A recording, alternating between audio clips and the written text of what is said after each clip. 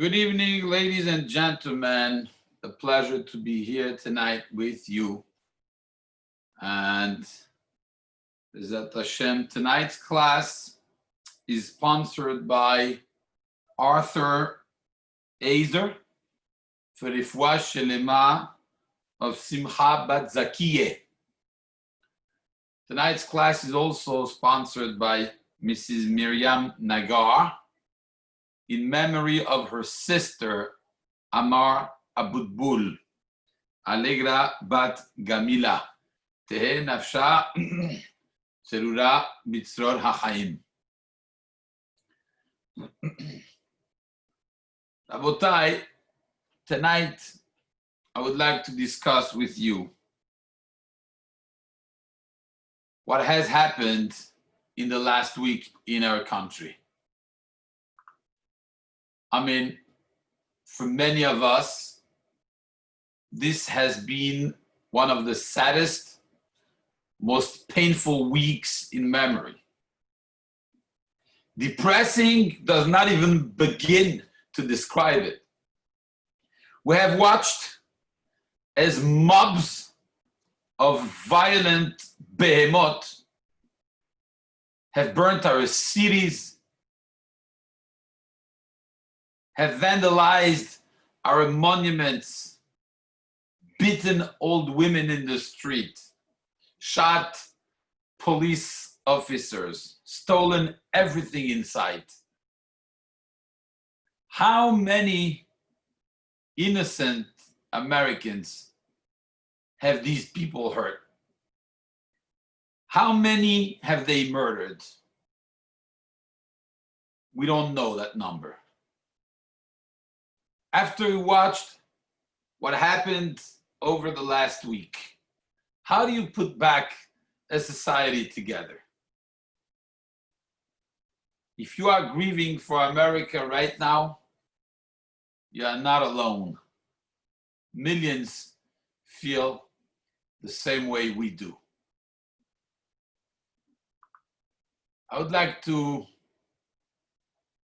share with you 2 points of thought for us. The first one is regarding the Chag we just finished, Shavuot. I mentioned in Shul before the end of the Chag a thought. I'm not going to mention it completely, just one little glimpse of that. And that's a million-year-old question. We take so much pride in saying that we signed on a document. We signed on the Torah, on this adventure called Toratenu HaKedosha, the Jewish people, the oldest nation still living today, on the oldest book that exists, the Bible, the Torah. And we signed on it and we said, Na'aseh v'nishma, we're going to observe the Torah without even knowing what it says in there. And everyone asks the question, what kind of a mature decision is that? To sign on a document, you don't even know what it says. If anyone comes to you and offers you a contract, you take a pen and you sign, and you don't even know what it says there, that's an immature way of doing things. Who would do that? If anyone does that, they don't know what they're signing on. It's worthless. We sign for eternity, not only for us, but also the Torah tells us all the other neshamot are present. Everyone is there in the Har Sinai. We are accepting a document that will change our lives. This is not a contract. You're not buying a house, which is already a big deal. You're not buying just a house. You're buying a lot more than that. You're getting everyone into this. And now you're going embarking a whole nation on a project that you don't even know what it says in there. Na'aseh v'nishma. The Gemara in Shabbat, Daf Pechet, we learned it not long ago in the Daf Yomi, says this was a secret. How could you think of doing that? And I'm asking a simple question. Why is that valid? Why is that making any sense? We should be ashamed of such a reaction. Would you please read the book first? Check it makes any sense to you, to your lifestyle, and then you say, okay. But that's not our pride. Our pride was that we signed without knowing. You know why? Because we understood early on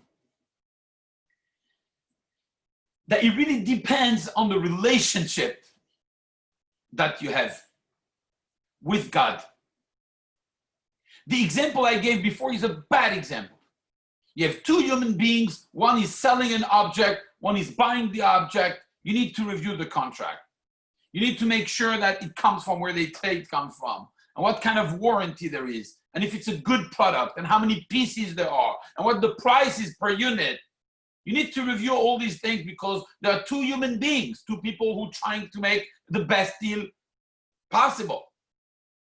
So each one is pulling in a different direction. So you need to make sure that we know we're talking about the same thing. So you need to review the contract before you sign. Do never sign a contract without first reading. But the second you change the players and you say, hold on. Here we're not talking about a friend. We're talking about God.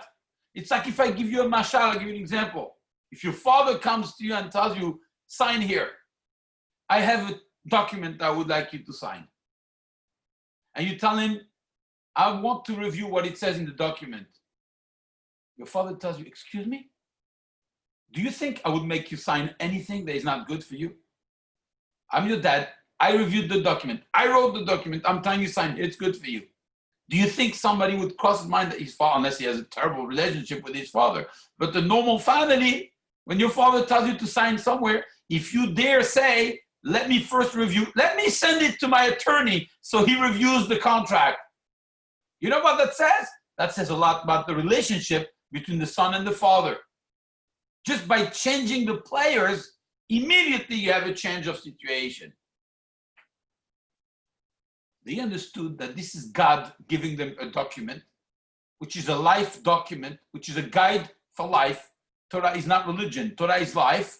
It's coming to explain to us, to give us a lead, a GPS system to succeed in life. And now 3,300 years later, we see that it's true. We're the only ones around. Then the only possible answer was, where do we sign? I do not want to review what it says there. Because if I dare say that I want to review what it says in there, that means that I don't understand who I'm talking to. So when all the nations of the world are asking God, God, tell us what it says in there. All this may not apply to our kind of society. If you tell us not to rob, if you tell us not to steal, if you tell us not to kill, if you tell, and all the midrashim that you already know. Well, the second you have the question, can I know what it says in there? You already lost the trust. Finished. Then you don't understand that we're talking about Torah. You think we're talking about the business document. Oh, that's what you think? That's it. It's not going to work. This is the Chidush. So the Chacham tell us, Bnei Israel, they understood that. Bnei Israel, they understood that since this is God talking to them, God has a different job, has a different perspective. It's not two humans talking. One is God, one is us. So at that point, when they say, you know what, where do we sign? Do you want to review the document? No, I don't want to review the document. Naaseh v'nishma. This was a win. God says, oh, that's the only possible answer. They understood everything at this moment. And they won. And God says, you know what? Just for that, you get the Torah. Rabotai, there's a story of the Ramban that I would like to share with you. It's an old story I have shared in the past. Whenever I say this story, I say, this is a story I love, and it's a story I hate at the same time. How do we match both? You'll understand. But first, let me tell you the story. The story is the following. The Ramban had a young student who at the age of 20 was diagnosed with a deadly illness. Ramban could not understand. He was torn. Even a great man like the Ramban could have questions in Emunah. He had a question. I don't understand. How is it possible? This is the best student of the yeshiva. Why 20-year-old young man, single guy, didn't start his life yet? He's going to die. All the doctors said he has a week left. Ramban was torn. He could not understand. He came to the student a few days before he passed away, and he said to him, I have a request. You are a holy person. Your soul is going to reach the highest of levels. When you get there, I need you to talk to Hashem. I need you to talk to the Almighty and ask him a couple things for me. He says, how am I going to do that? And what are the questions? He said, don't worry about that. The Ramban says, I'm going to write an amulet and I'm going to put it with you when you pass away, and you're going to be buried with that amulet with Shemot HaKodesh, and this will take you to the right place with the right questions. And after you pass away, I need you to come in a dream and tell me the answer. Fine, this was certain. The student a few days later passed away. He passes away, and a week later, he comes in a dream to the Ramban, Rabbeinu Rabbeinu Moshe ben Nachman. The Ramban, the student comes to him in a dream and he says to the Ramban, the paper you gave me took me straight lifnei kisei hakavod, in front of HaKadosh Baruch himself. But the answer to your question, which was one word, and that question was why? One word. Why? Why did this happen? How could a student of so much Kedusha and Tahara die at such a young age? So many questions that cross the mind. That one word question, says the student. I did not ask the question to God. Because when you get there, it is so clear. It is so perfect that there is no place, there's no space. It doesn't even cross the mind of any soul to ask that question to God. Because the clarity is so big that you don't have the question. And that was the end of the dream. And the Ramban said, I was expecting that answer, but I needed someone who was there to tell me. Rabotai, I love that story and I hate that story. I love that story because it gives you a sense of courage when we are faced with things that we don't understand. And lately, it happens a lot that we are faced with things we don't understand. So that sense of encouragement of, the world is not hefker. We may not see the whole movie, but it's just a little piece of the movie. We don't understand, but God did not lose control. He didn't get drunk. Don't worry. He knows what he's doing. Okay, that's comforting. That's okay. That's why I like the story. Now, why I hate the story, I'm going to tell you why I hate the story. Because the second there is some kind of rational in our mind, when someone is suffering, then it's recipe for disaster. Imagine, you have a friend who is sick, and you don't understand. You have the same question as the Ramban. It happens to all of us. You have a question, you say, I don't understand God. From all my friends, this is the one who has to be sick. This guy's a holy person. He's a good man, a good woman. These are good people. I know so many people who deserve much more to get that kind of situation than this person. Why? Imagine, you get an email, right? The email address is 2626@613.com. And he gets there on top and it says, this is God talking to you. I have received your email saying that you wanted an explanation why this person is going in such a bad shape and is going through so many problems. I am going to answer it to you. Oh my God, you have an answer like this? It goes on priority. There's like hearts and and stars over the place. It's jumping. The email from God is going to tell you why this guy is suffering. I would tell you, pause for a second and think. If you ever get such an email, first of all, it's a spam, number one. Number two, even if it's not spam, it says, no, it's coming from God.com. So it's not spam. You verify the email address, it is coming from God. His handwriting, it's for sure him, fine. I would still tell you, do not open that message. Right? Theoretically, do not open that message. Put it in junk manually. It's not going to go manually because it does come from, put it in junk immediately. You know why? You're going to be tempted to open that email. But this is going to make a tragic mistake in your life. You know what is going to happen at that moment that you open that email? At that moment that you open that email and everything is clear in your mind, because God himself is explaining to you certain things, he has power of conviction, right? You have no worry about that. You're going to cease any compassion you have for anyone. You will not be nice to that guy anymore.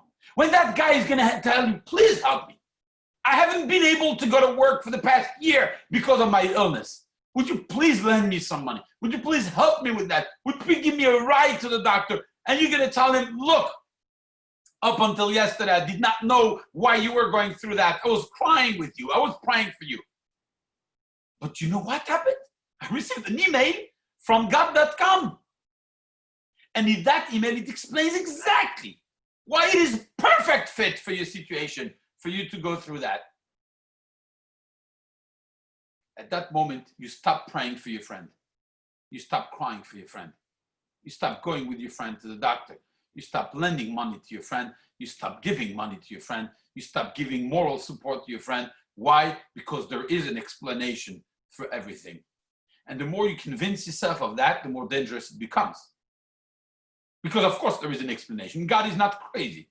He knows what he's doing. Yes. But when you convince yourself of that, and the more you think about that, the more when a person comes to you, you are desensitized. Because that moment you say, don't worry. Do you think God forgot about you? Well, definitely knows why he sent you that problem. You know what happens at this moment? You're not human anymore. You cannot stay here. You cannot remain the same. Your compassion level has gone down. And that's not our role here. That's not our mission here. That's what happens when you cross God's ways and human ways. They don't always match. Many times God has his derech and we have our derech. When you try to understand, you try to get to his level, and you try to comprehend, then you're risking one thing, your compassion with others, your role as a human being, of feeling for the other, of being there for others. When you comprehend, when everything becomes logical, then that part of you stops. It's over. It's finished. You are such a big Baal Emunah that you can't help another person. Because it's clear, God has a reason why he's doing it. Tragic mistake. If you get an email from God, put it in junk. Do not read that email. Do never open a message that says, sender God. Do not open that message. It will decimate your life. You will not be the same person ever again.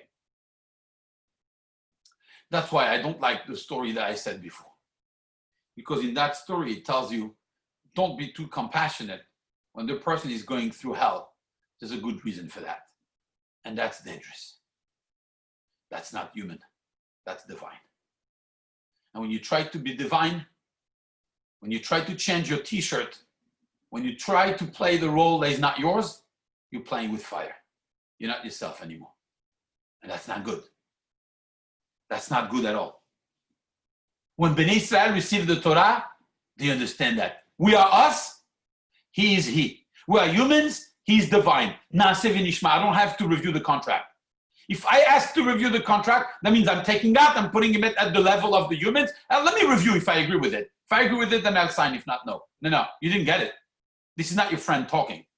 This is God talking. Put in perspective, who are the players here? It's God who is playing a role and you are playing another role. When there is something terrible happening, It's not our role to understand why, because the second we try to understand why, we cease our humanity. We cease from being human and compassionate. And that's unacceptable. And therefore, when something happens, I am at the stage in my life, personally, that the last thing I want to know is why. I do not want to know why. Because once it becomes logical, rational, understandable, then my role as a human friend, person, being, however you want to call it, support, is finished. Because I understood why there is suffering. I don't want to understand why there is suffering. I want to stay who I am. I want to stay human. I want to help the people. I want to do my mission. And you know who taught me this? Moshe Rabbeinu. When Moshe Rabbeinu is offered clarity by seeing the burning bush. Now, whenever you talk about a burning bush, you're talking about light. Some Mefarshim explain that Hashem was showing him light, explanation, clarity. You're going to meet the Jewish people. You have to understand a little bit what happened here. Let me show you something. Let me show you why they are going through slavery. What does Moshe Rabbeinu do? Immediately, he covers his face. And he says, Ki yareh mehabit b'nei Elohim. He's afraid of watching the face of God. What face of God are we talking about? We're talking about the clarity that comes from God. Yes, Moshe does not want to see clarity. At this point in his life, he says, if you want me to take them out from Egypt, I need to be 100% compassionate with their situation. And if I understand even a bit why they are there, then when they cry to me, you know what I'm going to say? Gentlemen, ladies, there's an explanation for everything. I spoke to God. I got the email. I could show you a copy. I'm not allowed to, but I had it. And I read the whole report. There's a good reason why you are here. So stop crying, man up, do your work. Soon we're getting out of here. That's not a leader. That's not a human being. That's an angel. That's a mission. That's a machine. A human being and a leader needs to be compassionate. So don't cross God's role and our role. His role, he knows what he's doing. My role is my role. When you have a company, each person needs to do their work. If it's a building company, imagine the builder goes into the books and starts telling them, why did you count this? What? Excuse me, sir. You take care of the site. We take care of the office. Each one has his role. Problems start when you mix things. When you mix things around, then there's confusion. Stay where you are. Do your work. You're a human being. You are paid here. You are contracted to help others, to have compassion for others. That's your job. And Moshe understood that. I don't want to know more. Moshe says, don't show me anything. I want to go and help these people. So we understood that in Shavuot, and we just finished that now. I would like to tell you that this is the first thing I learned from this story. In this story, the beginning of the story, there's a policeman who is playing the job of a judge. A policeman is allowed to use force for self-defense or for protecting civilians. But when a policeman uses force as a means of punishment, that means they took a t-shirt and the role of a judge, and instead of being simply a police officer to put security in the streets, he became the judge, and he decided that someone was Hayav Mita. And he killed someone.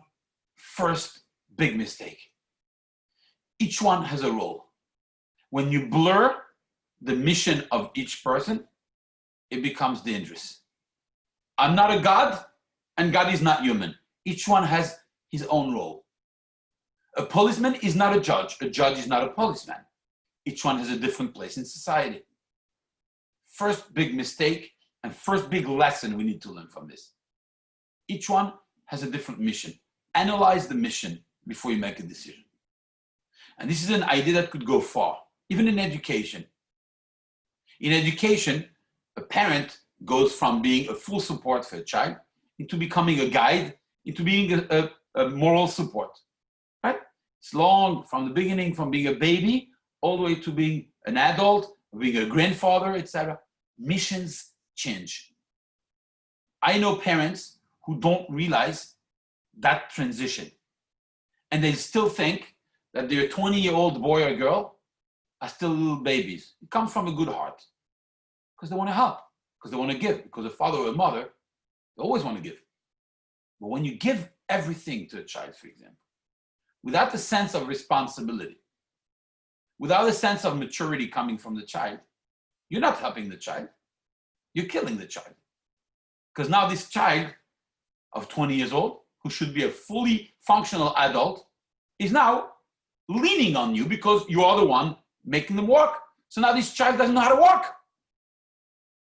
So you haven't gained anything because you don't know what mission is. So you have to think, you have to pause, and you have to think, what is my mission right now? What am I hired for? When you blur the missions, when you blur the responsibilities, it becomes very dangerous. And it's the first thing I'm learning here. In emunah, in education, in everything in life, know your mission. What is the mission statement? When a policeman becomes a judge, it becomes a disaster. He's not allowed to do that. Your policeman is not allowed to punish someone. A policeman is supposed to put security in the streets.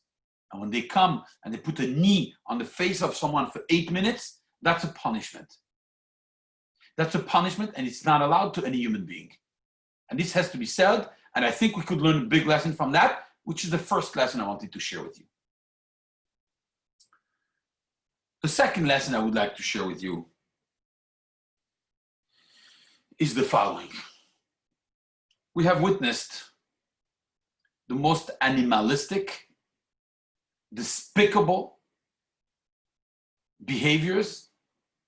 I was going to say of human beings. These are not human beings.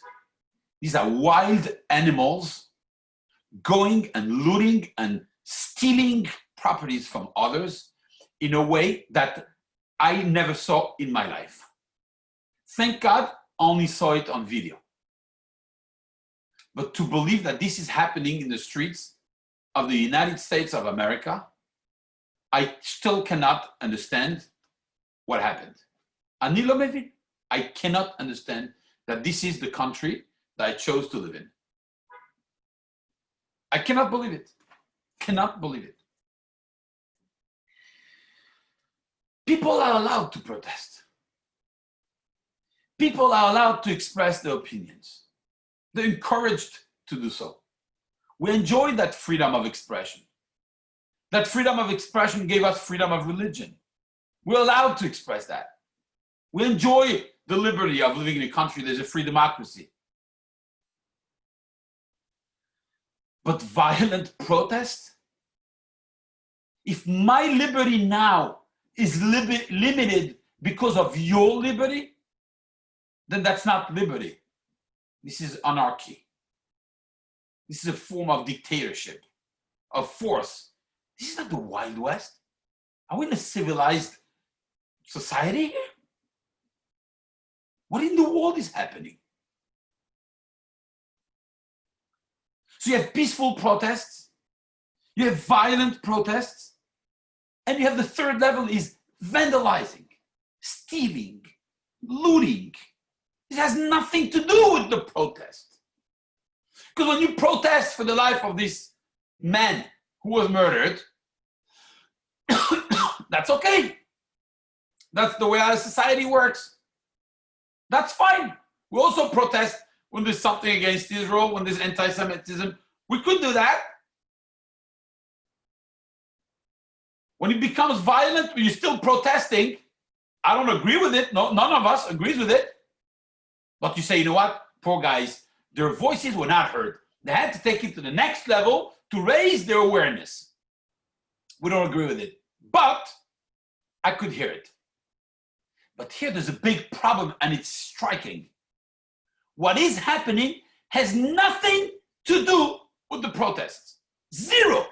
Please hire a gaon to make the connection between racism, protest for racism, and stealing Gucci shoes. How is that connected to the protest? Now, there are still medias who say it is connected to the protest. How could that be? Any human being with a pea as a brain would understand that has nothing to do with the protest. Now, that's not right. When it has nothing to do with the protest, then it's not okay. How can anyone justify stealing a purse on the name of injustice and racism? This is absolutely ridiculous. That contradiction, even worse. At the beginning, everyone has compassion. And you say to the African American population, you know what, we feel bad, there is racism in this country. Absolutely, we need to do something about this. Okay, we have different cultural norms, whatever, the history, each one has a different narrative about what happened to these people and why this happened and the injustice in this country, etc., etc., etc. I'm going to spare you the political narrative. That's fine, we understand that. But when this is what is going on in the streets of the United States, then you say, you know what, maybe I understand now what's going on. You're not doing any good to that society. You're not doing any good to this race. This is not right also because it doesn't represent some are very decent people. Many black people are decent human beings. But now everyone is afraid of them. Now the police is going to be even more violent. So what have you gained? I don't understand. If you want to do any good to that family, for the society, for racism, for people of color, etc., don't do that. Which means that the more I'm going to talk, the more I'm going to get frustrated and explain that there's no connection between what happened and the advantage that these people are taking advantage of the system. They just want to loot, they just want to take, they just want to do balagan in the streets and instill fear in the streets of the United States. And that's not okay. Why? Because you're using something to justify something else, and it has no connection. We could talk about this a long time, but it's not worth a minute more of my time and your time. But what can we learn from this? I always look at the situation, I always try to think, is there a message for us? Can we learn something from that? Of course, we could learn not to be violent like this. Okay, but we don't need a story like this to understand that. There's much more to understand here. I want to share with you a thought process I had about this story that is applicable to us. It's not about the violence, it's about the contradiction. Again, they're using a narrative, something that happened, a tragic story that happened to an individual, and they're using that to steal. There's no connection. Absolutely no connection. When you have the streets of New York or the big cities where this is happening, you have two people. You have the ones who are protesting, and you have the ones who came shopping. Right? Just instead of having a credit card, they have a stone. It's more effective. It's a one-time thing, you know. But it has absolutely no connection with the protesters, other than being there. Rabotai, I want to take you back a little bit at the beginning of the coronavirus story. When I was giving shiurim at the beginning, and like all the rabbis, everybody was giving shiurim and chizuk and thinking about what's happening and how we're going to change our behaviors. And let me tell you something. Asherchem Israel. A lot of people mamash made cheshbon hanefesh. They thought, how can I change? I can be a better person. And like we said, regardless of where this comes from, etc., it's always good to think, to analyze. If you're in a situation, take a moment to think, analyze. What is your relationship with your family, your relationship with yourself? You know how many people call me just like this to tell me, we're always so busy, workaholics. It gave us a different sense of life. What is really to be appreciated in life? Good moment with family, quality of life. So many people tell me, I never had breakfast with my kids or lunch with my wife and things like this. And now I'm discovering a beauty to life that I didn't know. And I'm not trying to minimize the difficulties that came with this. I'm focusing on what can we learn from that. And I'm not going to take too long on that. Each one had to learn something else. And many people did learn a lot of things. And we're very, very positive, always trying to send a positive message. How are we going to learn? How is this going to make a good impact in our lives? We will come out of this victorious. We'll come out of this with a light at the other side of the tunnel, on the tunnel. That is all true.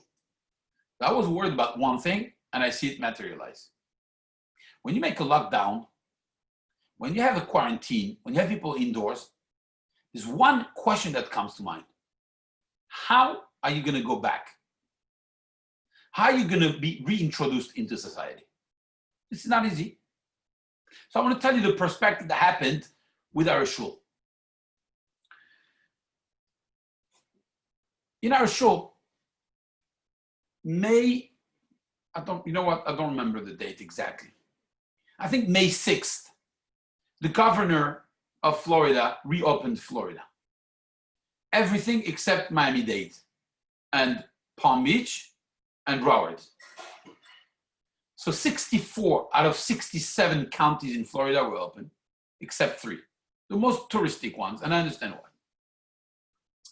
But a week and a half later, or 2 weeks later, the 20th or something like this, everything got reopened in Florida, including Miami-Dade. Restaurants are open, everything is open here. With cautious, of course, we're not crazy. People go with masks, people have social distance, and they're careful. In the meantime, between the 2 dates, between the 6th of May and the 20th of May, we had a lot of discussion between rabbis and medical professionals, health professionals, etc., how to introduce people into shul. Thank God here in Florida, numbers were pretty mild. We had, no problems in our communities here, Baruch Hashem. So, at one point, I had conversations with many other rabbis, and we decided it's time to open very cautiously. The first way to open was, we're going to be only by invitation, only young guys, only, the distancing. It was outdoors with the masks, etc. We had all the chumrot of the wall that you would put. Even if half the people had the virus, impossible to pass it to the other guy.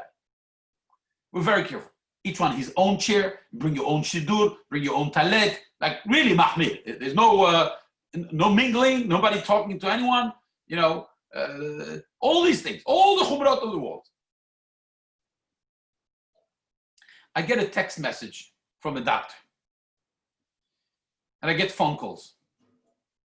And I'm going to spare you the details. It was harassment. Phone call after phone call, text after text, that I'm the criminal number one that the FBI is looking for. How could I open a shul? I said, look, first of all, it's not just me. We had a meeting, board members with smart people. I spoke to some doctors. I'm doing things right. You have to see the aggressive words that I received. Really, you read that, mamash. At one point, I said, maybe I'm wrong. Maybe I'm wrong. Maybe this is not right. Maybe I'm a criminal. Maybe I'm gonna burn in hell for that. I may burn in hell, but not for that. But you're gonna really that bad it is to open a minyan with all the precautions we had.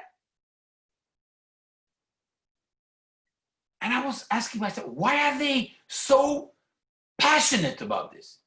What happened all of a sudden that someone from a community I never met is so passionate about telling me to close the shul? The same way they did when we did close. Why are they so compassionate? I told the person, in 2 days, the Miami-Dade mayor is opening Miami. You want me to close my shul now? Are you out of your mind? Why are they so compassionate? What happened? I still have a hard time understanding. So Nehem Shel Israel, on the name of medicine, to try to impose on everyone else what they think was right. I also spoke to doctors. What do you think? I'm Mishnun? I'm just going to send my community to suicide? I'm not crazy. And I told this person, you know what happens in this story of coronavirus? is that anyone who has a little bit of power is abusing from that power. That's what I discovered. Now, most people are not fit to be leaders. You just have to see what's going on in New York with the mayor and the governor. It's a disgrace. Well, guess what? Some doctors, because they learned, a couple years of science and make a decent living, they think that they could tell the world what is mutar and what is asur. And the words that were used, how incendiary the words, against Jewish communities, against myself, against people, Yirei Shamayim, how they spoke. What was that? I'm still looking for the nature of this thing. I think it is Tov shebarofim lagehinam, like the Gemara says. The Rofei, he thinks that he knows it all. He's the scientist of the world. He could impose his views. And I told this person, if your last name was Castro, I would understand. But I don't believe it is. These were the Castros who are trying to impose. Now, let me be clear. I'm not talking about people who are vulnerable. I'm not talking about older people. I'm not talking about people who are truly worried about it. And every person has the right to make their own decisions. And that's exactly what I tell them. So I never forced anybody to come to shul. Just open the doors to some individuals who are in the age that the rate is 0.02% or less, and really imposing on others was ridiculous. And then I got the cold shower. We invited others to join. We opened the minyan. Many people were saying how lucky we are. We have to understand that most communities are closed in the United States, in the world. And we are open, Baruch Hashem. We have the space outdoors. We could do that. Phase 2, we're going to invite more people to come. We're comfortable, we could have 2 minyanim. But very few people have shown interest. I was like, what is going on? And again, I'm not talking about the people who are worried about it and the people who are, I'm talking about the ones who go to the supermarket. I'm talking about the ones who go to the restaurants. I'm talking about the ones who go to the boardwalk of Surfside Bar Harbor to walk every single day. I'm talking about those people like myself. That we had enough of being indoors and we make a life. Rabotai, the governor understood from the beginning in Florida that houses of worship is essential. The president understood a little later that houses of worship were called essential activity. The same way you go to the supermarket, you could go to shul.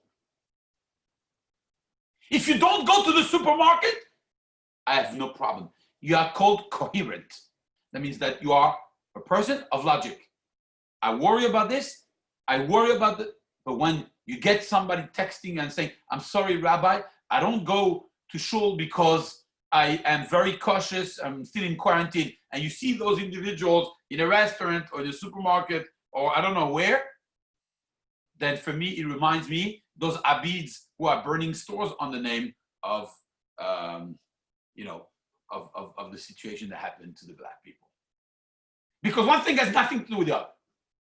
So now I have no problem. I have one person who called me and said, Rabbi, do you have minyanim? I said, yes. I'm thinking to myself, why is he asking me? He never comes to shul. And he comes once a month, whatever. He never comes to, why is he asking me? And the guy is asking me, you have every day minyan? Yes. Every afternoon minyan? Yes. And I'm happy and I'm telling him, wow, you're going to start joining? I see the coronavirus did a great change in your mind. So I mean, no, I'm not coming. So why do you want to know if there's minyan every tefillah? No, I couldn't sleep at night. But now that you tell me that there are minyanim, I could sleep at night. Yani tells me if in the city there's a minyan that is working, I feel secure, the security in me. No, I'm not planning on coming. I say, you know what, at least this guy is honest. He told me, you know what, I'm lazy, I'm not interested in coming, no problem. But when on the name of the virus, we become lazy, we have to make cheshbon hanefesh. And to be honest with ourselves, that's what I ask always. I never ask anyone to do more, to do less, to compromise, to do. I don't do that. That's not my style if you know me. I just ask one thing. Be coherent. Be logical and be honest. That's it. Be honest. If you're not very careful, if you go to other places, then if you don't go to shul, then call it by its name. Be honest and say, I don't go to shul because I don't want to go to shul. I don't go to shul because I'm lazy, because I want to sleep. But be honest. Don't text me and tell me, Rabbi, this virus is terrible. We can't even go to shul. And say, no, I'm cautious. I'm very afraid. If that's your life and you are coherent and you're honest, no problem. But if we're not, and look, I understand that. And I said it to the face to a rabbi. We had a rabbi's meeting on Zoom, more than 25 people. Most rabbis were saying, okay, it's time to get back. We're not going to stay forever inside in there. Why, you're going to wait for the vaccine to work, to go out? That's going to be in 18 months. For 18 months, you're going to stay inside. This is not logical also. And Baruch Hashem, we didn't have catastrophes here. So, yalla, try to find a compromise to get back to work. And yeah, offices are going to open. Restaurants are opening. Shopping malls are opening. Everything's opening. What, you're not going to go to shul? Oh, the shul should be the last thing to open? Mapitom, why would that be? Why should shul be the last thing to open? If you are careful, no problem. Don't go, but don't go anywhere. If you go to other places and you thank me, oh, this thing. So I said to this rabbi, there was one rabbi who was saying, this is pikuach nefesh. We cannot go out. This is terrible. We had a whole conversation. I said to his face, I said, Rabbi, would it be, if you're honest, it plays a little bit of a role, the fact that you are very comfortable at home? Because when you're a rabbi, you got to get dressed, you got to go to shul, you got to get back to normal. It's a tough job. And you have to be there every tefillah and to give every class, etc. Aren't you happy in this situation? Silence. He did not answer. I appreciated that because we say shtika kodah, which means that there's a little bit of that was true. And there's nothing wrong if there's some of that is true. But let's be honest with ourselves. Let's not blame the virus for that. Because if that's what it is, I was just asking myself, these abits, they're using the situation that happened to start looting. That's not right. It's not connected. Well, here it's the same thing. We're using the virus for our laziness. It doesn't work like this. With all due respect, it doesn't work like this. We have to be honest. We have to be coherent. We have to take a pen and paper and say the truth. I'm not going because I don't want to go. No problem with me. You will never see me calling a person and say, why didn't you come in yet? You don't want to come? Mabruk, no problem. Stay home. Enjoy it. That's all for me. So when I see these things, I want to learn something. We can't use that as an excuse. This was supposed to be a chizuk. We're supposed to come out of this victorious, stronger, better. And how many people were saying, I wish the day I could go back to shul. Yeah, of course, when it's closed, everybody has a feeling of they want to go back to shul. But when it opens, that's it, the feeling is gone. I want to be honest. It's not everyone like this. Chas v'shalom. Chas v'shalom. It's not everyone like this. I want to plant the seed of reflection for all of us. It's always something we need to work on. It's always something to become better. How many people came to shul crying the first time they walked into shul? How many people said Kaddish crying? How many people got aliyot crying? How many people gave Birkat Kohanim crying?